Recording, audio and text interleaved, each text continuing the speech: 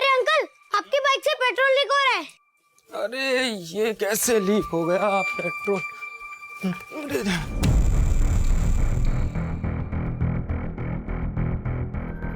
अरे बिट्टू ये पेट्रोल, अरे बिट्टू चॉकलेट नहीं, अरे चॉकलेट बिट्टू रोक। बिट्टू नहीं रुकेगा अंकल। इस चॉकलेट का पैसा पापा के अकाउंट में लिख देना।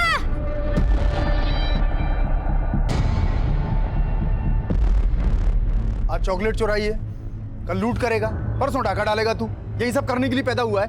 अरे क्या बोले जा रहे हैं? बच्चा है, क्यों बात का पतंगड़ बना रहे? चल बिट्टू। रुक, ये बच्चा नहीं है, ये हमारा बाप बन गया है और इसकी जिम्मेदार हो तुम। तुमने इसकी सारी बुरी आदतों पे पर्दा डाल के रखा है। कभी खुद की आदतों को देखा है? अरे क्या बकवास कर रही तुम ये? बच्चे के सामने मुंह मत खुलवाओ मेरा, सब पता है कितने पानी में हो।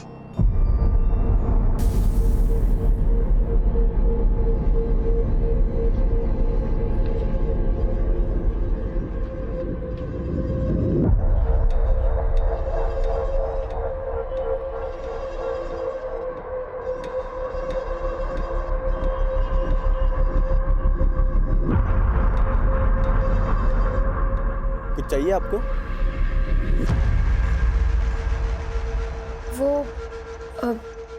वो मुझे चाहिए। क्या किट? वो मेरी दीदी के लिए। ओके ठीक है, मैं लाता हूँ।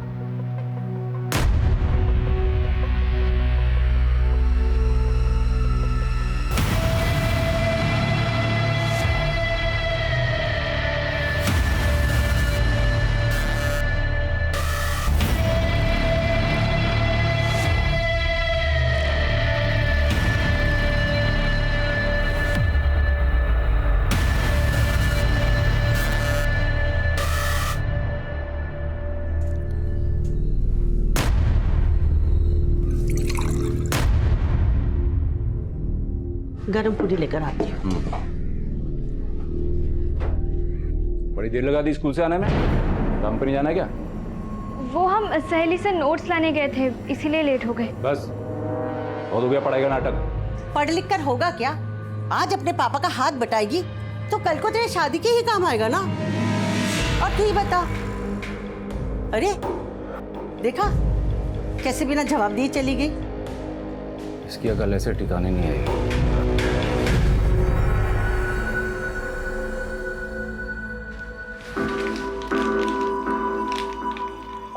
अगर 2 लाइन गाढ़ी हो जाए तो प्रेगनेंसी पॉजिटिव है।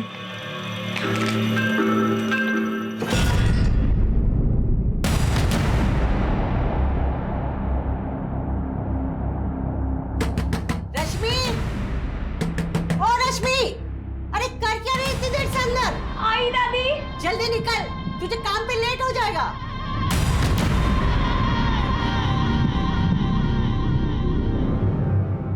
बिट्टू, बिट्टू। वर्मा जी, बिट्टू को देखा क्या? नहीं मैडम जी, बिट्टू तो आज ही आने ही है। कहाँ चला गया ये लड़का? बिट्टू, बिट्टू।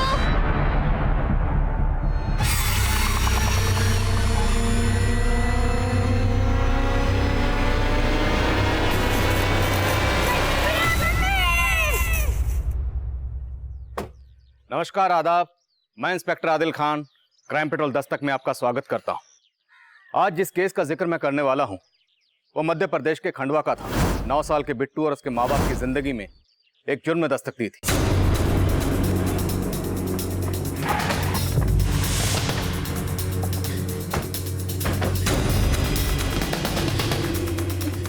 इंस्पेक्टर साहब, मेरा बेटा बिट्टू, मैंने उसको ढूंढने की बहुत कोशिश की, कहीं दिखाई नहीं दे रहा। अब घबराइए मत, आराम से बताइए।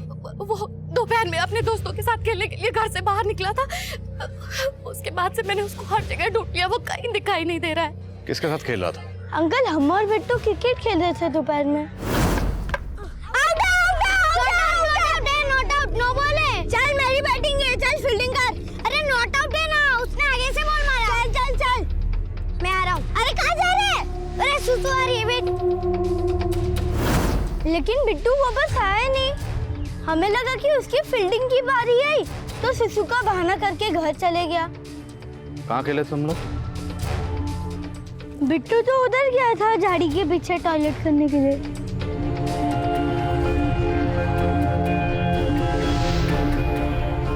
आसपास लोगों से पता करो, शायद किसी ने कुछ देखा हो।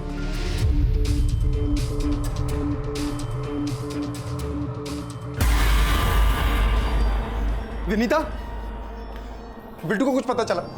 मिल गई फुर्सत तुम्हें आने की। क्या बात कर रही हो तुम? हाँ, तुमने जैसे ही मुझे इन्फॉर्म किया सीधा मैं यहाँ चला आया हूँ। सर, बिट्टू को कुछ पता चला? आप? जयदेव, बिट्टू का पापा। देखिए, मिल जाएगा आपका बच्चा, हम ढूंढ रहे हैं। उसे गायब हुए 7-8 घंटे हो गए। क्या कभी वो इतनी देर घर से बाहर रहा है? नहीं सर। पर क्या आपको किसी पर शक है जो बिट्टू को गायब कर सकता है? वो मोनू जो आज मेरे बच्चे के साथ खेल रहा था इंस्पेक्टर साहब। मोनू वो बच्चा? बच्चा नहीं है, एक नंबर का बदमाश है वो। और उसकी माँ भी कोई कम नहीं है। इंस्पेक्टर साहब, अभी कुछ दिन पहले ही उस मोनू ने मेरे बेटे को बहुत मारा था। छोड़ूंगा नहीं तेरे को बिट्टू। मैंने क्या किया जो तू मुझे मार रहा है? बिट्टू, ए! तू कैसे हाथ लगा रहा है मेरे बेटे को? हाँ, तू थप्पड़ लगाऊंगी का। बिट्टू तुझे लगी तो नहीं ना? तो अगली बार से इससे लड़ाई की ना तो ऐसा थप्पड़ मारूंगी कि याद रखेगा, समझा? अरे मेरे बेटे को कैसे मार रही है तू? ये हिम्मत कैसे है मेरे बेटे को मारने की? संभाल के रख अपने बेटे को, अगर इतना ही प्यार है तो, समझी? तो मेरे बेटे को तू मारेगी तो मैं देखती रह जाऊंगी? इतनी अकल है तेरे अंदर, पता कुछ है नहीं हो रहा कि बवाल करी। क्या तमाशा कर रही तुम? उस झगड़े के बाद से मेरे और मोनू की माँ की बातचीत बंद है। हालांकि मेरा बेटा खेलता है उस मोनू के साथ, लेकिन ये बात उसकी माँ को बिल्कुल अच्छी नहीं लगती। एक नंबर की चालाक औरत है वो। मुझे तो लगता है इंस्पेक्टर साहब उसी ने बच्चों के साथ मिलकर मेरे बिट्टू को गायब किया है। मुझे पता था सर, वो मुझ पर ही शक करेगी। मैं इतनी गई गुजरी नहीं हूँ सर कि इतनी छोटी सी बात पर किसी भी बच्चे के साथ कोई गलत काम करूंगी। बात छोटी जरूर थी, लेकिन इतनी बढ़ गई कि बिट्टू की माँ के साथ आपने हाथापाई की। हाथापाई मैंने? सर, उसने हाथापाई शुरू की। तो खत्म आपने की होगी उसके बेटे को गायब करके। देखिए, अगर कुछ भी छुपा रही हैं तो साफ साफ बता दीजिए। सर, मैं आपसे कह रही हूँ ना, मैं कुछ नहीं छुपा रही हूँ। ये मोनू की माँ देखने से ही चालाक लग रही है सर, पर क्या वो ऐसा करेगी? हो सकता है बिट्टू की माँ का शक सही है। इस लेडी के बारे में पता करो। सर, इन्होंने बिट्टू को ग्राउंड के पीछे वाले रास्ते में किसी आदमी के साथ जाते हुए देखा था। कौन आदमी?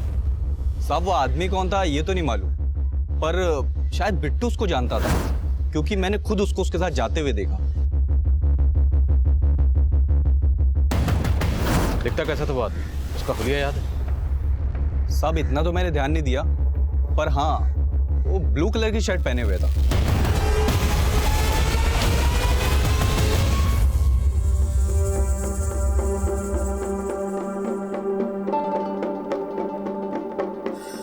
कहाँ जा रहा है बिट्टू? अंकल, मैं अपने घर जा रहा हूँ। अरे तू घर चला जाएगा तो इतने सारे चॉकलेट तुझे कौन देगा, समझे ना? नहीं अंकल, पर मुझे अपने घर जाना है। मैं अपने घर जा रहा हूँ। चुपचाप बैठ इधर। खंडवा से बिट्टू को गायब हुए 10 घंटे गुजर चुके थे और बिट्टू का पता लगाने के लिए हम हर मुमकिन कोशिश कर रहे थे, और तभी हम एक जंगल के पास बिट्टू की लाश मिली। सिंह, ये जंगल वाला एरिया है, अच्छी तरह से पूरे जंगल छान मारो, कुछ भी छूटना नहीं चाहिए। हाँ आइए सर, बिट्टू की लाश है, बहुत बूटा मर्डर है। इतने छोटे से बच्चे को इतनी बुरी तरह कत्ल किया गया, जरूर किसी ने दुश्मनी निकाली है। सर, बिट्टू की माँ ने मोनू की माँ पे शक जताया था, पर बिट्टू को तो उस ब्लू शर्ट वाले आदमी के साथ देखा गया था, और उस आदमी के बारे में अभी तक हमें कुछ पता नहीं चला है। हो सकता है इस ब्लू शर्ट वाले का बिट्टू की माँ से कोई कनेक्शन, या इसके पेरेंट्स की बैकग्राउंड में कोई ऐसा हो जिसका ये सब करने के पीछे कोई स्ट्रॉन्ग मोटिव हो। बिट्टू के पेरेंट्स को इन्फॉर्म करो और बॉडी को पोस्टमार्टम के लिए भेज दो।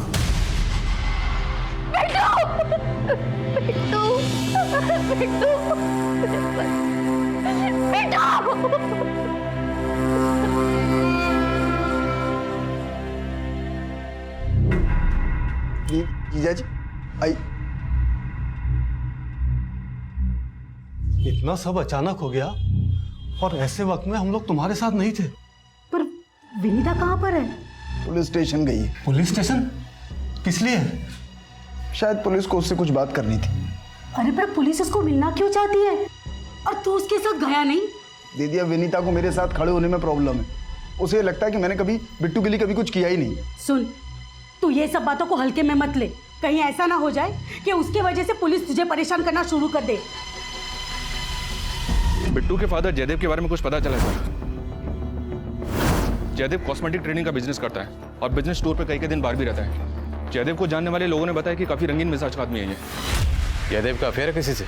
अफेयर है या नहीं ये अभी क्लियर नहीं है, पर जयदेव के कॉल रिकॉर्ड्स में कई सारी फीमेल क्लाइंट्स के नंबर है। और तो और सर, जब आस पड़ोस में इंक्वायरी की तो पता चला कि जयदेव की पत्नी भी उस पर शक करती है और मोनू की मदर विडो है और जयदेव की पत्नी को लगता है कि उन दोनों के बीच कुछ है।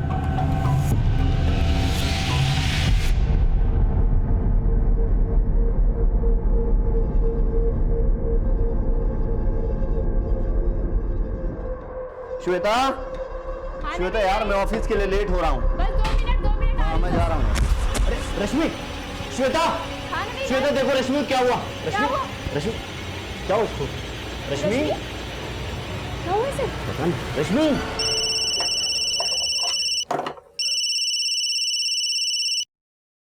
हेलो।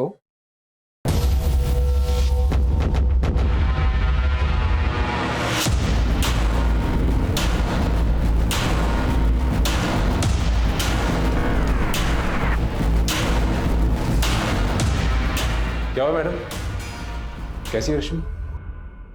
वो प्रेग्नेंट है। क्या? तुम्हारी बेटी पूरे 3 महीने से प्रेग्नेंट है, तुम्हें पता ही नहीं? देखो सज्जन, गरीब थी इसलिए काम पे रख लिया।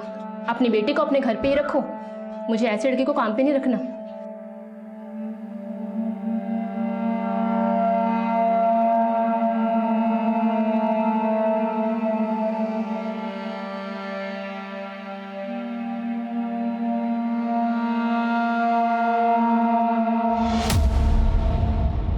विनीता जी, दोषी कोई भी हो, इंसाफ होगा। लेकिन इतना पक्का है कि बिट्टू किसी ब्लू शर्ट वाले आदमी के साथ गया, और ये जो भी था बिट्टू उसे अच्छी तरह से जानता था, क्योंकि बिट्टू अपनी मर्जी से उसके साथ गया। अब ये आदमी कौन हो सकता है? सोच के बताइए, कभी कोई ऐसा हादसा हुआ हो आपके साथ, आपके पति के साथ, किसी रिश्तेदार के साथ या बिट्टू के साथ? इंस्पेक्टर साहब, कोई हादसा जैसा तो कुछ हुआ नहीं, लेकिन अभी कुछ ही दिन पहले बिट्टू जब घर आया था उसके हाथ में बहुत सारी चॉकलेट्स थी। बिट्टू, बिट्टू कहाँ गया था और इतनी सारी चॉकलेट कहाँ से लाया? अरे मम्मी, वो अंकल ने दिए। कौन से अंकल? अरे वो पापा के दोस्त थे ना, उन्होंने दिए। तो बिट्टू अपने पापा के किस दोस्त की बात कर रहा था? मैंने उससे पूछा, लेकिन बिट्टू ने मुझे कुछ बताया नहीं। बाद में मैंने इसके बारे में जैसे भी पूछा, लेकिन उनको भी कुछ आइडिया नहीं था। देखिए विनीता जी, हालांकि आपने हमें इस बारे में खुद कुछ नहीं कहा, लेकिन फिर भी हमें पता चला है कि आपको शक है कि मोनू की माँ और आपके पति के बीच कुछ। आपने बिल्कुल ठीक सुना है, मुझे मेरे पति के बारे में शक है। स्कॉन्ड का ढिंढोरा पीटने के लिए तुझे मैडम का घर मिला? हाँ, तुझे मैडम का घर मिला था? क्या हुआ? क्यों मारा थे उसको? अरे माँ, कहीं का नहीं छोड़ा इस लड़की ने, हमें मुंह दिखाने के लायक नहीं छोड़ा। 3 महीने से पेट से। रश्मि, ये सब क्या है रश्मि? बोल रश्मि, किसका पाप है ये? अरे मेरी तरफ क्या देख रही है? हाँ, मेरी तरफ क्या देख रही है? तुझे पता ना तेरी माँ क्यों मरी थी? हाँ? बोल। विवेक का पाप नहीं?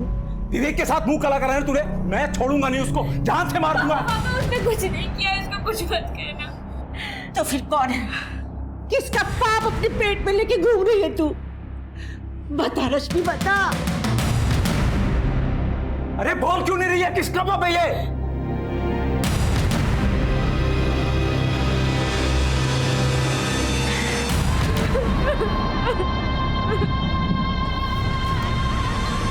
सर, बिट्टू की पोस्टमार्टम रिपोर्ट के मुताबिक बिट्टू की मौत एक्सेसिव ब्लीडिंग की वजह से हुई है।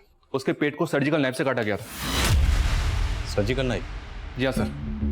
बिट्टू की बॉडी से लिवर और किडनी दोनों गायब है। बॉडी को काटने से पहले बिट्टू को बेहोश किया गया था। उसकी फूड पाइप में चॉकलेट के ट्रेसेस मिले। शायद उसे चॉकलेट में कुछ मिलाकर दिया गया था। मतलब बिट्टू को चॉकलेट खिलाकर पहले बेहोश किया गया, फिर उसके ऑर्गन निकाले गए।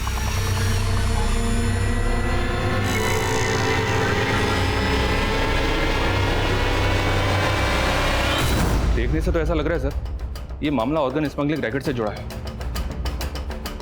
लेकिन कुमार, इससे पहले अपने एरिया में ऐसा कोई केस नहीं हुआ। भले ही पेट काटने के लिए सर्जिकल नाइफ का इस्तेमाल किया गया, लेकिन जिस तरह से पेट काटा गया वो काफी अटपटा है। पोस्टमार्टम डॉक्टर का भी कहना है कि जिसने पेट काटा हो सकता है मेडिकल फील्ड से ना हो। लेकिन सर ऑर्गन तो निकाले गए हैं। तो हो सकता है जानबूझ के सर्जिकल नाइफ से पेट काटा गया ताकि हमारी तहकीकात को भटकाया जा सके। खंडवा में जितनी मेडिकल शॉप हैं सब जगह पता करो पिछले दिनों किस किस को सर्जिकल नाइफ बेचे गए। Okay sir. एक अजीब बात पता चली है सर, बिट्टू की एक बुआ है सिमरन।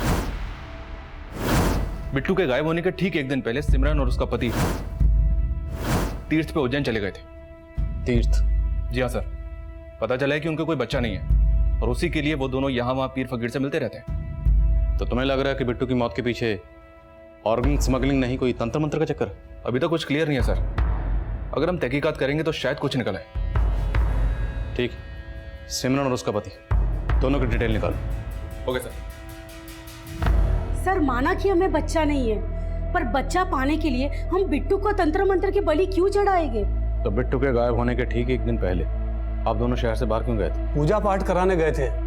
तंत्र मंत्र तो हम मानते ही नहीं है। आप बेकार में हम पे शक जता के अपना और हमारा समय खराब कर रहे हैं।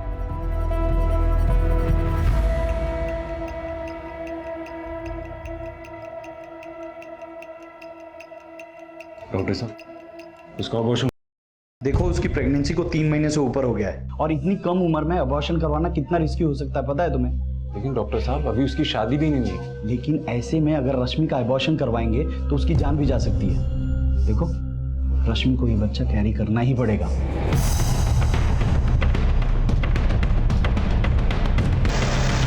रश्मि इस केस का वो चेहरा थी जो उस वक्त हमारी नजर में नहीं आया था, लेकिन रश्मि का इस केस से एक चौंका देने वाला कनेक्शन था जिसके तार बिट्टू के मर्डर से भी जुड़े थे। लेकिन इससे पहले इस केस में एक सरप्राइजिंग ट्विस्ट आया। चल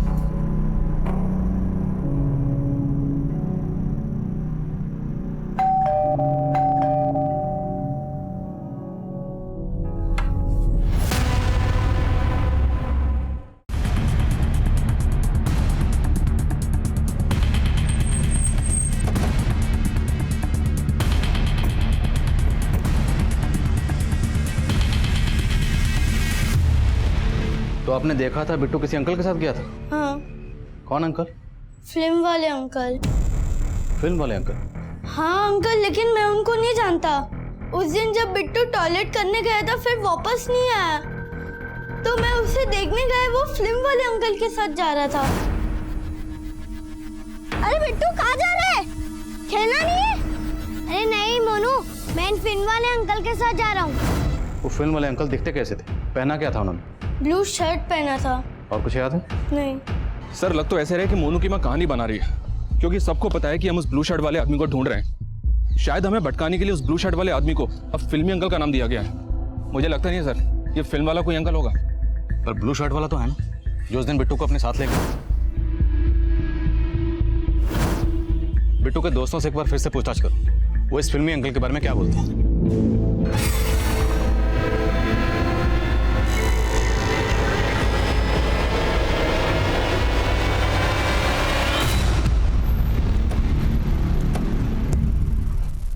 सर, आईसी केयर हॉस्पिटल के पास के केमिस्ट शॉप से सरस्वती नाम की एक प्रेग्नेंट लेडी के प्रेस्क्रिप्शन को दिखा के उसके लिए सर्जिकल नाइफ खरीदा गया था। उसकी डिलीवरी ऑपरेशन होने वाली थी, पर मैंने पता किया सर, उस हॉस्पिटल में सरस्वती नाम की कोई भी लेडी भर्ती नहीं हुई थी।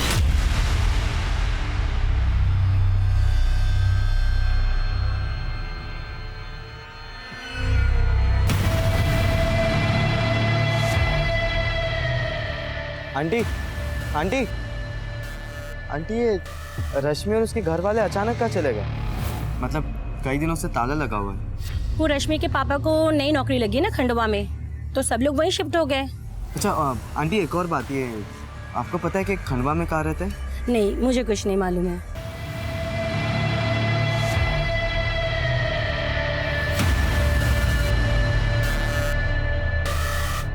4 से 5 महीने का पेट हो गया तेरा। अरे कम से कम पहले मुझे बता देती, तुझे ये पाप तो ना ढोना पड़ता। अरे कहाँ खो गई है तू? जो मैं बोल रही हूँ सुन रही कि नहीं? ध्यान रखना, एक तो तुझे या किसी से कोई बात नहीं करनी, और कोई कुछ पूछे भी ना तो बता ना कि तू 18 साल की है, शादीशुदा है और तेरा पति मुंबई में नौकरी करता है, समझी? समझी ना? दादी आप लोग ऐसा क्यों कर रहे हो? अरे माँ, शादीशुदा लगने के लिए सिंदूर लगाना जरूरी है। अब माँ तू जल्दी मेरे लिए खाना लगा दे जा।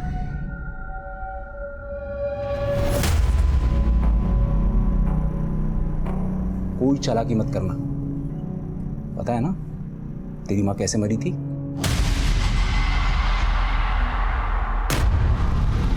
सर, ये मेरी बहू डॉली है। ये कहीं मिल नहीं रही सर। कब से मिसिंग है? सर, आज सुबह जब मैं सत्संग के लिए निकल रही थी तो डॉली घर पे ही थी। बहू, सत्संग से आके फलहार करना है मुझे, सब तैयारी रखना। जी माँ जी। और जब मैं सत्संग से वापस आई सर तो घर पे डॉली नहीं थी। आपके और डॉली के अलावा घर पे और कौन कौन रहता है? सर, मैं और मेरी बहू घर में अकेली रहते हैं। डॉली का हस्बैंड? सर, मेरा बेटा भोपाल में जॉब करता है, वो वहीं रहता है। सर, आप प्लीज पता कीजिए डॉली के बारे में। डॉली प्रेग्नेंट है सर। डॉली प्रेग्नेंट है? हाँ सर, तभी तो ऐसी हालत में वो इतनी देर तक बाहर नहीं रह सकती सर। मुझे उसकी बहुत फिक्र हो रही है। आप कुछ भी कीजिए सर, लेकिन मेरी बहू को ढूंढ दीजिए। इनके घर के आसपास पता करो, शायद डॉली को किसने जाते हुए देखा। और ये भी पता करो कि डॉली का फोन कहाँ स्विच ऑफ हुआ था। तब तक मैं केमिस्ट से मिलता हूँ। सर,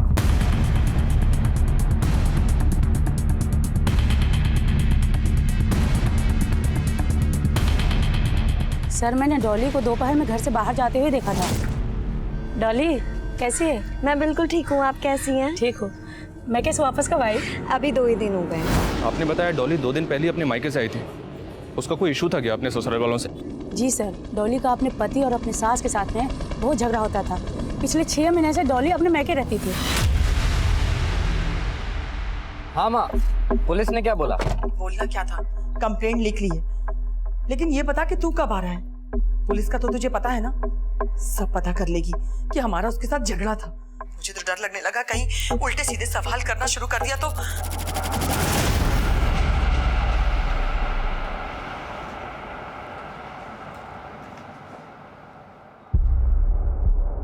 यस सर, इस सरस्वती नाम के पेशेंट के लिए सर्जिकल नाइफ इसी दुकान से खरीदा गया था। और ये सर्जिकल नाइफ खरीदा किसने था? सर, एक ऑटो वाला था। चूंकि वो अपने ही ऑटो से आया था इसलिए मुझे याद है।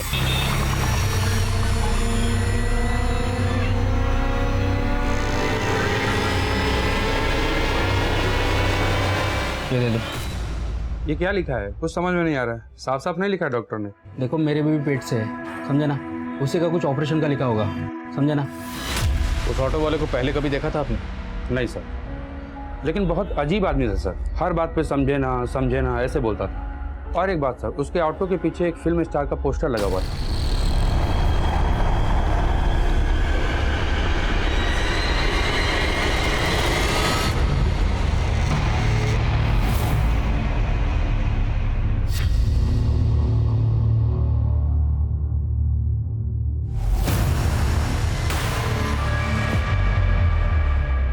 अरे अब भी किताब लेके बैठी है? अब क्या फिर से स्कूल जाने का इरादा है तेरा? पापा आप कुछ भी कर लो, अब मुझसे मेरे सपना नहीं छीन सकते। अरे जाग मुसाफिर, भोर भाई, सपने से बाहर आ। तेरे इस पेट के बच्चे ने तेरी और मेरी दोनों की किस्मत बदल दी है। यही सच है, इसका ध्यान रख। तेरे को कितनी बार बोला है खिड़की बंद रखा कर, ऐसे ही बैठ जाती है यहाँ पे।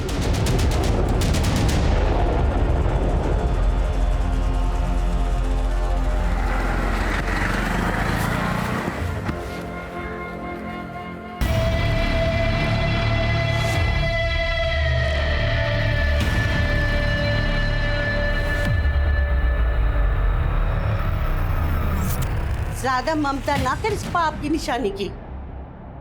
पाप तो पापा ने किया है दादी, माँ को भी। फिर से शुरू हो गया उस फालतू बातों को लेकर। अपने दिमाग से निकाल दो सब बातें और चल रसोई माँ, मेरी मदद कर।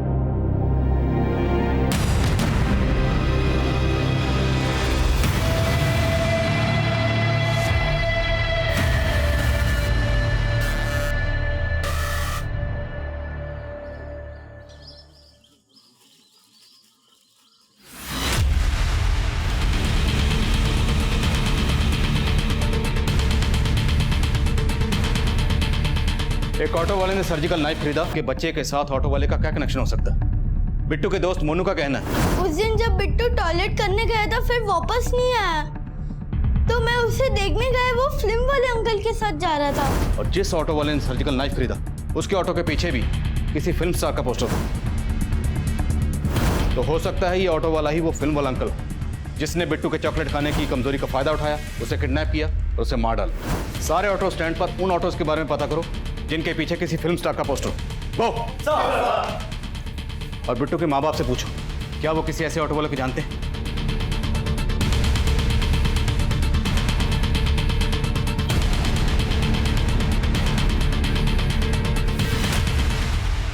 बिट्टू तो रहा नहीं, अब तो मुझे भी छोड़ दोगे और उसके बाद उस औरत के साथ। अरे चुप हो जाओ विनीता, जो मर्जी कुछ भी बोल रही हो तुम। चिल्लाकर अपनी गलती छुपाने की कोशिश मत करो। मुझे अच्छे से पता है कि तुम्हारा मोनू की माँ के साथ या बाकी औरतों के साथ क्या है। घृणा आती है मुझे तुमसे, धोखा दिया है तुमने मुझे।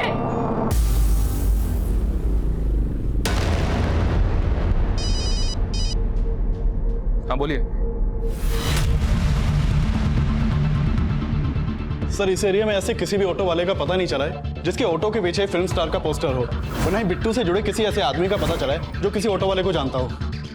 तो हो सकता है वो किसी दूसरे एरिया का, बाकी एरियाज में पता करो। सर बुद्धनगर पुलिस को इस औरत की लाश मिली थी।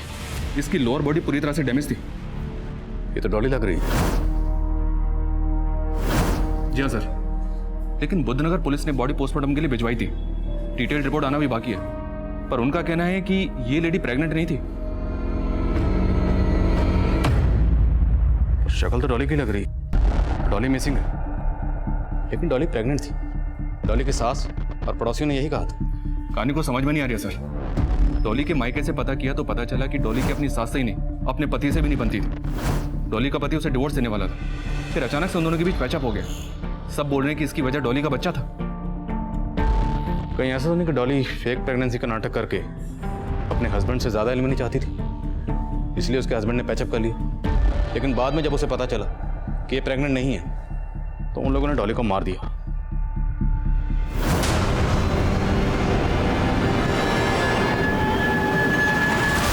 सर आप कुछ भी आरोप लगा रहे हैं हम पर। डॉली प्रेग्नेंट थी सर। डॉली प्रेग्नेंट नहीं थी, लाश मिली है उसकी। क्या सर, आपको शायद कोई गलतफहमी हुई होगी, वो किसी और की लाश होगी। ये है जिसकी लाश हमें मिली। कौन है? देखो कौन है? आपकी बहू और आपकी वाइफ डॉली है ना? अब बोलो क्या कांड किया इसके साथ? सर हमने कोई कांड नहीं किया सर, हम तो खुद हैरान है ये सब जान करके सर। और सर डॉली प्रेग्नेंट थी। अगर आपको अब भी यकीन नहीं आता सर तो आप डॉली के डॉक्टर से पूछ सकते हैं। कौन डॉक्टर? सर अग्रवाल मैटरनिटी के डॉक्टर अग्रवाल।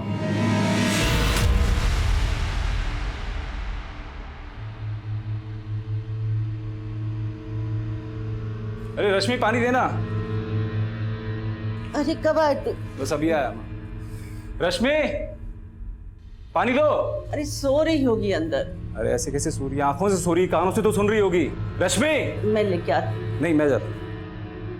रश्मि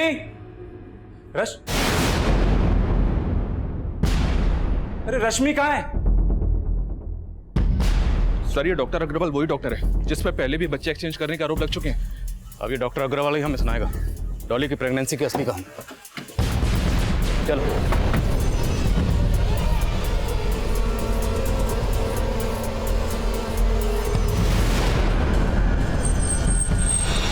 सर डॉली प्रेग्नेंट थी और 2 महीने पहले उसका मिसकैरेज हो गया था। उसने मुझे रिक्वेस्ट किया कि ये सब बातें मैं उसके घर वालों को ना बताऊं। लेकिन वो लगातार तेरे पास आ रही थी। हाँ सर, लेकिन मुझे ये नहीं पता है कि वो झूठे प्रेगनेंसी का नाटक क्यों कर रही है। सुन ज्यादा होशियारी मत कर, तेरी पूरी कुंडली निकाल के हम आए। ये बता कि डॉली की फेक प्रेगनेंसी में तेरा क्या रोल था?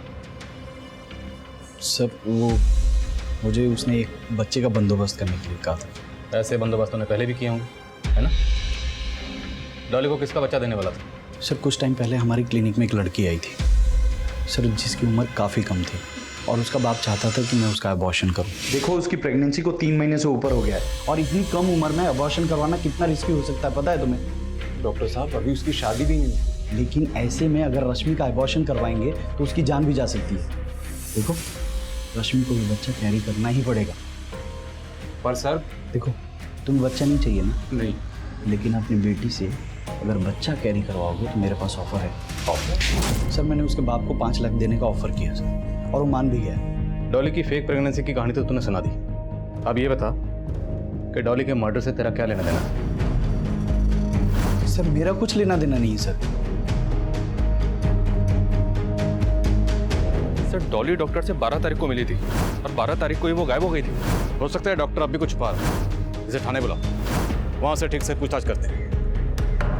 और इसके क्लिनिक के सीसीटीवी फुटेज में चेक करो क्या डॉली वाकई उस दिन उससे मिलने आई थी या नहीं। सर, और वो लड़की रश्मि, उसे और उसके बाप को दोनों को थाने बुलाओ। अरे आई क्या रश्मि?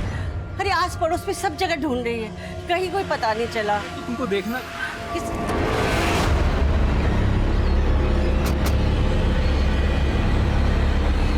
सज्जन जी। रश्मि कहाँ? सर, आप लोगों के आने से पहले हम उसी को ढूंढ रहे थे। वो पता नहीं अचानक कहाँ गायब हुई। यार, रश्मि को तो हम ढूंढ लेंगे। तू बता, तो रश्मि को लेके डॉक्टर अग्रवाल के पास गया था ना? अब तू बोलेगा या मैं बोल?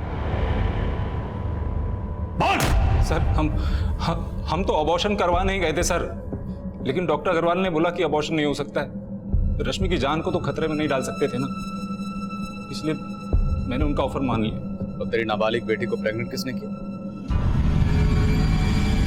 किसने किया? बोल बोल। सर, उसका रेप हुआ था सर। रेप? रश्मि ने खुद बताया था रेप के बारे में। वो जहाँ काम करती थी, उसका मालिक और उसके दोस्त ने उसके... यार राहुल, तूने अच्छा किया तो घर पे आ गया। जब श्वेता नहीं होती ना, दारू पीने का मजा ही अलग होता है। चीयर्स। और कुछ चाहिए आप लोगों को? ये क्या कर रहे हो आप? अरे क्या हो गया? सैलरी मैं देता हूँ तुमको, कुछ पैसे ही दे देगा। सर, रश्मि के मालिक और उसके दोस्त ने रश्मि का वीडियो बना लिया था। वो वीडियो कहीं दिखा देते तो हमारी बदनामी होती, इसीलिए मैं भोपाल से खंडवा आ गया। सोचा था कि यहाँ अबॉर्शन करवा देंगे, किसी को पता नहीं चलेगा, फिर वापस चले जाएंगे। लेकिन रश्मि पता नहीं कहाँ चली गई। इतना सब कुछ हुआ, लेकिन तूने एक बार भी जरूरी नहीं समझा कि पुलिस में कंप्लेंट लिखवा। क्यों? तुझे उस डॉक्टर की तरह रेपिस्ट ने भी ऑफर किया था ना पैसे, ताकि तेरा मुंह बंद रहे। जिन लोगों ने तेरी बेटी, उनकी डिटेल बता। रश्मि का रेप करने वाले मुजरिमों को हमने गिरफ्तार कर लिया। उनके बयान से यह साफ हो गया कि उनकी कंप्लेंट ना लिखवाने के लिए उन्होंने रश्मि के पिता को पैसे दिए थे। पैसे के लालच में रश्मि के पिता और डॉक्टर अग्रवाल ये रश्मि के सामूहिक शोषण के जिम्मेदार थे। और डॉली, वो किसके जुर्म का शिकार हुई थी, ये भी काफी होश उड़ाने वाला था। सर 12 तारीख को जिस दिन डॉली गायब हुई थी, उसने डॉक्टर अग्रवाल के क्लिनिक के पास से एक ऑटो पकड़ा था। सर, ये उसकी सीसीटीवी फुटेज है।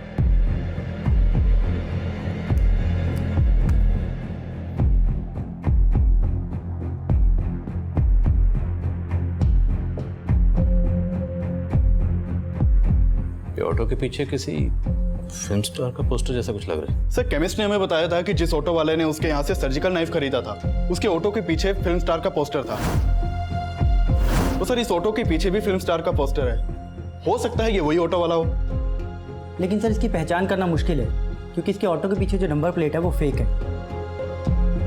तो हो सकता है इस ऑटो का इस्तेमाल सिर्फ क्राइम करने के लिए करता। लेकिन सर, हमें इस ऑटो की कोई लीड नहीं मिल रही, तो हम इस आदमी को ढूंढेंगे कैसे? सही, तुम्हें याद है केबिन्स ने कहा था, लेकिन बहुत अजीब आदमी था सर। हर बात पे समझे ना ऐसे बोलता, जैसे ही उसका तकिया कलाम हो। तो अब अगर ऑटो नहीं मिल रहा तो हम ऐसे ऑटो वाले को ढूंढेंगे जिसका तकिया कलाम हो, समझे ना। सर, रश्मि को उसके घर के पास से एक लड़के के साथ एक ऑटो में बैठे देखा गया है। सीसीटीवी में कैप्चर हुआ है।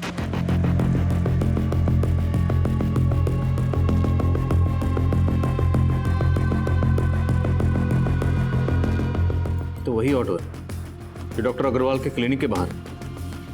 इसी ऑटो में आखिरी बार डॉली को देखा गया और वो गायब हो गई। अब इस ऑटो में रश्मि, और उसके बाद रश्मि गायब। रश्मि के साथ ये लड़का कौन है?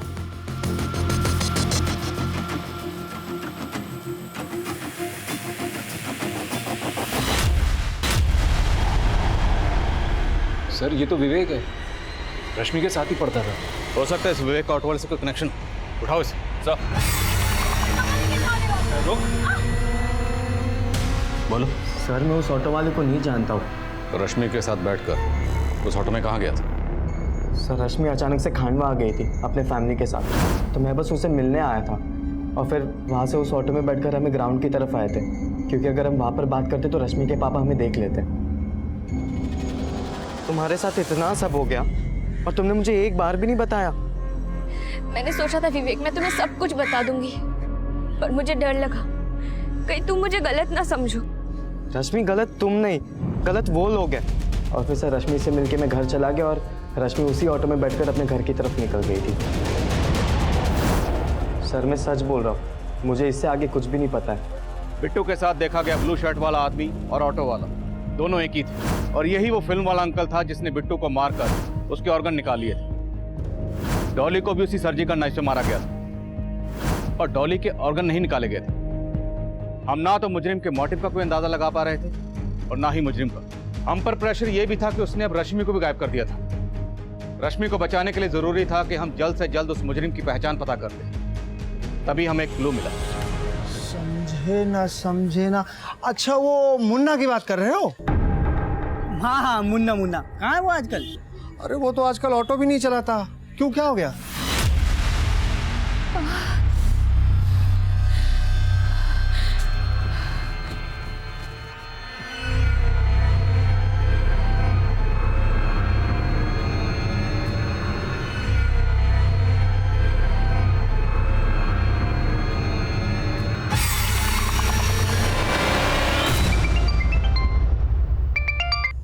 हेलो सर, कुछ महीने पहले तक यहाँ खांडवा में एक आदमी ऑटो चलाता था सर, जो बिल्कुल इसी तरह समझे ना करके बात करता था सर। उसके ऑटो के पीछे भी फिल्म स्टार का पोस्टर लगा हुआ था।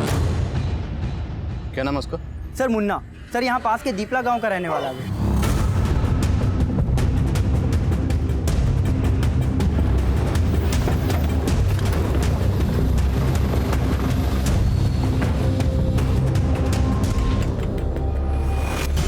सुनिए, ये मुन्ना यहीं रहता है? यहीं पे रहता है, लेकिन अपने माँ बाप की मौत के बाद आजकल कम ही आता है। आजकल कहाँ रहता है कुछ पता?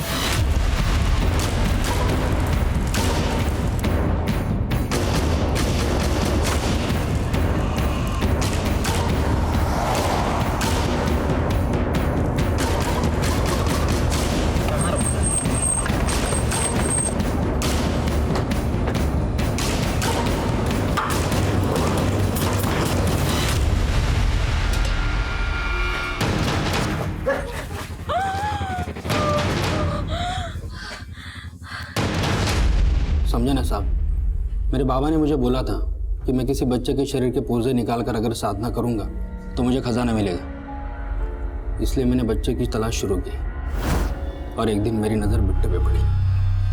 मुझे पता चल गया कि चॉकलेट बिट्टू की कमज़ोरी है और इसी का फ़ायदा उठा के मैंने उससे दोस्ती की शुरुआत की। और जब हमारी दोस्ती अच्छी हो गई तो मैं उसे अपने साथ घर लेके गया। लेकिन जब बिट्टू को मेरी नीयत के बारे में पता चला, थी तो ऑर्गन क्यों निकाले? क्योंकि बाबा ने मुझे बोला था कि सिर्फ उसकी बलि नहीं, उसके शरीर के पुर्जे भी निकालने थे, समझे ना। इसीलिए मैंने सर्जिकल नाइफ खरीदा।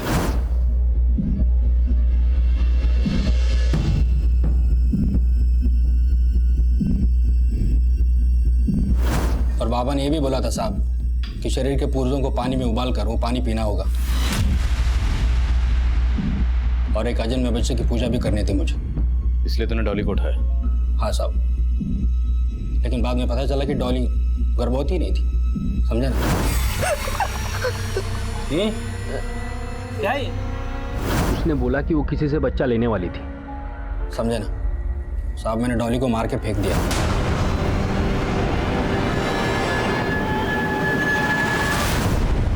फिर मैंने उस लड़की को टारगेट किया। सब कुछ ठीक चल रहा था साहब, अब अचानक से आके, समझे ना। अब तुझे हम समझाएंगे, समझे ना। समझाओ इसे। वो मुजरिम इतना सिरफिरा था कि उसने वाकई सर्जिकल नाइफ से रश्मि की कोख से उसके अजन्मे बच्चे को निकालने की तैयारी कर रखी थी।